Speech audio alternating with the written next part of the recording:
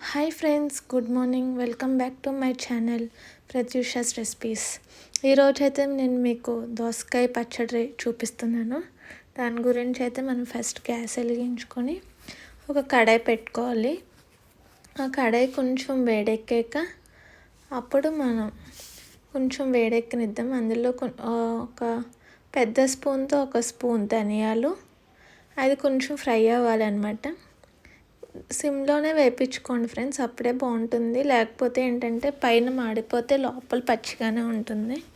అవి కొంచెం ఫ్రై అయ్యాక అందులో ఒక స్పూన్ జీలకర్ర యాడ్ చేద్దాము. ఇప్పుడైతే ధనియాలు ఫ్రై అయిపోయినాయి కదా, అందులో ఒక స్పూన్ జీలకర్ర యాడ్ చేశాను. ఇప్పుడు ఇది కూడా ఫ్రై చేసుకొని, మనకి జీలకర్ర ఫ్రై అయితే ఏమవుతుందంటే మంచి స్మెల్ అనేది వస్తుందన్నమాట. ఇప్పుడు ఈ రెండు కూడా ఫ్రై అయిపోయినాయి కదా, వీటిని అయితే ఒక బౌల్లోకి తీసేసుకుందాము.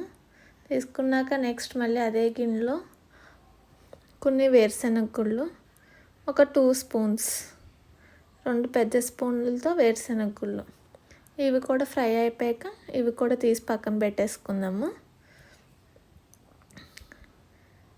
ఫ్రై అయిపోయినాయి కదా, సిమ్లోనే ఫ్రై చేయండి. గ్యాస్ అస్సలు హైలో పెట్టద్దు. టైం పట్టినా సరే సిమ్లో ఫ్రై అయితేనే దాని టేస్ట్ బాగుంటుంది. నెక్స్ట్ ఈ వేరుశనగలను కూడా ఒక దాంట్లోకి తీసేసుకుని నెక్స్ట్ అదే దాంట్లో కొంచెం ఆయిల్ వేసుకొని, ఇందులో కొంచెం ఆయిల్ వేడెక్కాక ఇప్పుడు ఇందులో మనం పచ్చిమిరపకాయలను యాడ్ చేద్దాము. పచ్చిమిరపకాయలని ఒక మధ్యలోకి ఒక కట్ పెట్టుకుని యాడ్ చేయండి, లేకపోతే ఏంటంటే పేలుతాయి అన్నమాట.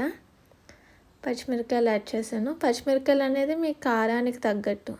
ఇవైతే పచ్చిమిరపకాయలు కారంగానే ఉంటాయి. ఆ పచ్చిమిరపకాయలు నూనెలో కొంచెం వేగాక అందులో వెల్లుల్లి 4 వెల్లుల్లి, అవి కూడా కొంచెం వేడి తగిలాక నెక్స్ట్ ఇందులోనే మనం కొంచెం కడిగి పెట్టుకున్న కరివేపాకు, అలాగే దోసకాయ ముక్కల్ని కట్ చేసుకొని గింజలు తీసేసి చిన్న చిన్న ముక్కలుగా కట్ చేసుకొని పెట్టుకున్న దోసకాయ ముక్కల్ని, నేనైతే ఒక మీడియం సైజ్ దోసకాయని తీసుకున్నాను ఫ్రెండ్స్. ఇందులోనే ఒక 2 టమాటాలు వేసి బాగా కలిపి మగ్గనిద్దాము. ఇందులోంచి ఏంటంటే దోసకాయలోంచి వాటర్ అంతా వచ్చేస్తుంది అనమాట. మనం కాసేపు మూత పెట్టేస్తే ఏమవుతుందంటే దోసకాయలోంచి వాటర్ అంతా వచ్చేసి, ఆ వాటర్ అంతా కూడా ఉండకూడదు. ఇంక మనకి దోసకాయలో వాటర్ అనేది ఉండకూడదు. వాటర్ ఉండడం వల్ల ఏమవుతుందంటే పచ్చడి అనేది వాటరీగా ఉంటుంది, బాగోదు. ఇప్పుడు చూసారు కదా, దోసకాయలోంచి వాటర్ అంతా వచ్చేసింది. నాకైతే ఒక 10 మినిట్స్ పట్టింది సిమ్లో ఇలా దగ్గరగా అవ్వడానికి. మధ్యలో కలుపుకుంటూ ఉండండి.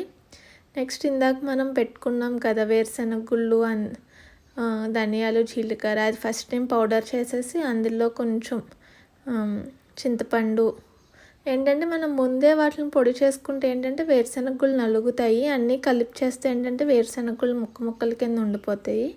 అందుకే నేను ఫస్ట్ వాటిని పౌడర్ చేసేసి అందులో ఇప్పుడు చింతపండు, సరిపడేంత ఉప్పు, ఇందాక మనం అన్నీ మగ్గించుకొని పెట్టుకున్నాం కదా దోసకాయ, ఆ ముక్కలను కూడా వేసేసి ఈ పచ్చడి మరీ ఫైన్ పేస్ట్లా కాకుండా కొంచెం ముక్కల కింద ఉంటే ఏంటంటే పచ్చడి టేస్ట్ బాగుంటుంది. ఇదిగోండి, ఇలా కొంచెం అక్కడక్కడ చిన్న ముక్కలు తగిలేలా ఉంటే ఏంటంటే టేస్ట్ బాగుంటుంది అనమాట. దీనికి మనం కావాలంటే తాలింపు వేసుకోవచ్చు, లేకపోతే ఇలాగే కూడా తినచ్చు. ఇది రైస్లోకి, దోశల్లోకి, ఇడ్లీలోకి చాలా బాగుంటుంది ఫ్రెండ్స్. ట్రై చేయండి. మీకుంటే ఇందులో కొత్తిమీర కూడా వేసుకోండి మిక్సీ పెట్టే ముందు, ఆ ఫ్లేవర్ కూడా బాగుంటుంది. నా దగ్గర అయితే కొత్తిమీర అవైలబుల్గా లేదు, అందుకే. చూసారు కదా ఫ్రెండ్స్, దోసకాయ పచ్చడి అయితే రెడీ అయిపోయింది. మీరు కూడా ట్రై చేసి నాకు కామెంట్ సెక్షన్లో ఎలా ఉందో చెప్పండి. Okay friends, bye. నెక్స్ట్ వీడియోతో కలుద్దాం. బాయ్. గుడ్